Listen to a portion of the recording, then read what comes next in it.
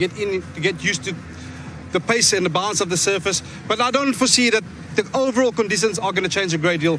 We're in the middle of summer here in Cape Town, and the sun sets around 8:10 in the evening. So going into that latter innings, if you are vouching for a bit of favoritism, a bit of due to come into play, I don't think that's going to happen, Hazy. I think it's going to be similar throughout the 100 overs of cricket that we're going to see. But I do foresee the spinners will be a massive threat on the surface. It's dry, and I do feel there will be a little bit of purchase for those spinners on offer here this afternoon. So you're basically saying, let's just come and have a look at it. You're basically saying where these areas are a little bit cracked and it's and it's a bit barren compared to these areas where it's a little bit grassy, that's where the ball's just going to die a little bit, whereas here it's just going to skip off. Yeah, I think that's where you're going to get your natural variation in the surface. Like I said, these dry surfaces, once the seam hits that, it will sit up. So as a batsman, you can't trust the ball coming on. As opposed to, you'll be a bit more rust when it hits those grassy surfaces, and the ball will take off with a bit more pace on it. So what sort of pace are you expecting overall?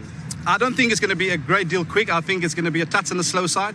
So as a batter, like I said, the first 10 overs will be key. You will have to allow yourself a bit of time to get in. I don't think you can set your sights on the average score here, which has been in and around the 280 mark. I think you're going to have to set your sights slightly lower.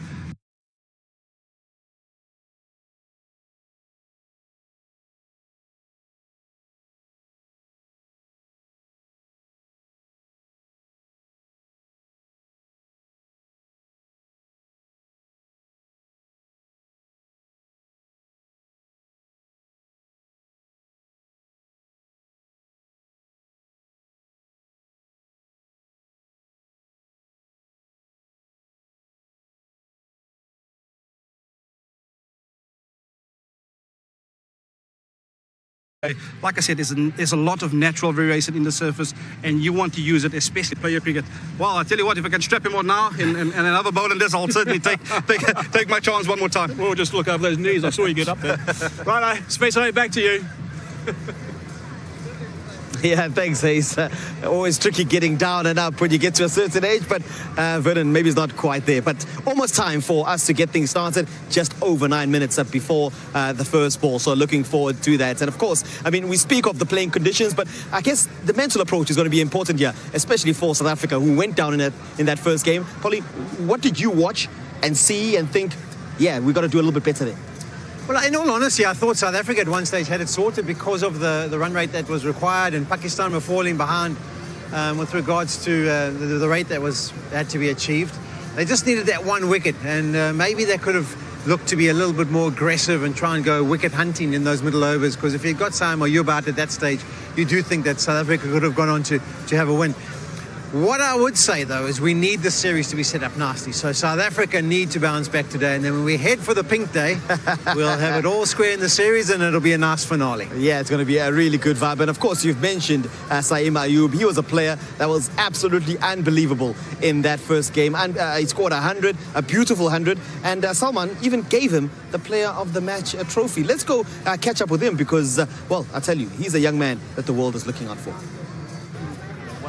Saim, thanks for speaking to us. Tell me how you've kept yourself in such good form.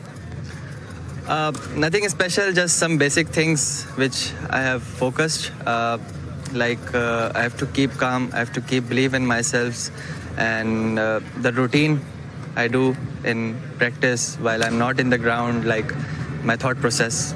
Okay, and then when you get to the ground, each time it seems there's an aggressive start to your innings. Is that intentional? No, I plan everything.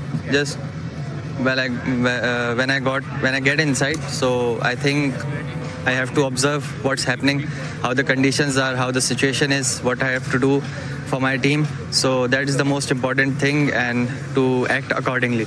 Okay.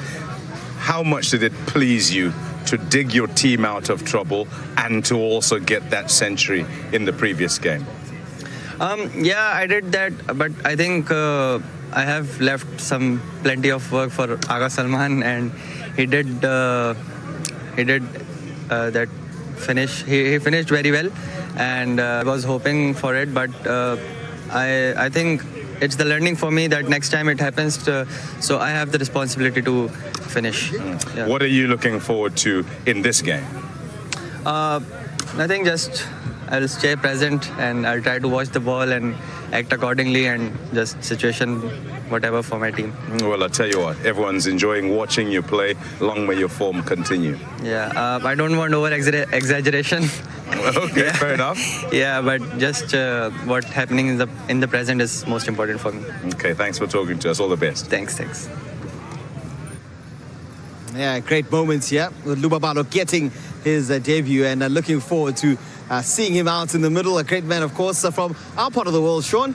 So always good to see that indeed. And let's quickly just touch on, Saeed Mayoub speaking there. And he speaks well. And there was a great moment at the end of the game where a senior player says, "No, young man, you've set up the game for us. You have the player of the match trophy." That speaks volumes for the team culture. Well, as an all-rounder, I think Salman's been a bit harsh on himself. The fact that he got wickets and runs and got them over the line and was there at the back end, he deserved player of the match. But I get where he's coming from. I think Saeed Mayoub set the match up. They needed a partnership at the top. They needed someone to be getting the big score, and he did exactly that. And also he understands that he's a young man, so he's looking to build up the confidence. So I understand where he's going from, but I think Salman was being too humble there.